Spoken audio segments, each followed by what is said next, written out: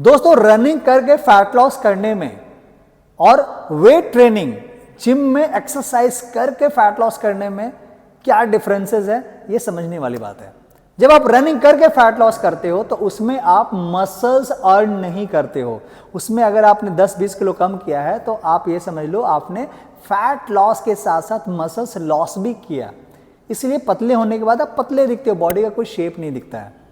But at the same time gym में जब आप वर्कआउट करते हो, स्ट्रेंथ ट्रेनिंग, मसल्स ट्रेनिंग करते हो और जब ये करके फैट लॉस करते हो तो यहां पे फैट लॉस किया पर आपने मसल्स को गेन करने के लिए आपने एक विंडो ओपन किया। क्योंकि जब आप मसल ट्रेनिंग कर रहे हो तो मसल्स ऑब्वियसली ग्रो होंगे। दो लोगों को देखना आप अपने आसपास, जो सिर्फ दौड़ करके जिसने वेट कम किया है और जिसने जिम में जाकर के वेट कम किया है, दोनों के शरीर में जमीन आसमान का आपको अंतर होगा।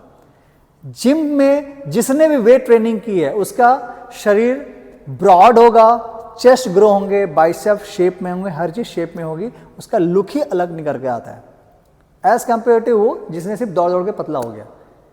तो दोनों अलग तरह के दिखेंगे। अब ये आपकी चॉइस है कि आपको शरीर किस तरह का चाहिए। अब मेरा इससे कहने का मतलब ये नहीं है कि जिम में करने वाला आपको बॉडी बिल्डर बनना, बॉडी बिल्डर बनने की कोई बात नहीं हो रही है। आप साधारण हो, सिंपल हो। अरे थोड़े बहुत तो बाइसेप अच्छे हो ही सकते हैं ना, थोड़े बहुत चेस्ट तो अच्छे हो ही सकते हैं ना, थोड़े बहुत लेग में जान तो हो ही सकती है ना, पर इतनी की बात हो रही है। तो ये भी तब होगा जब आप जिम में जाकर के वेट ट्रेनिंग करोगे।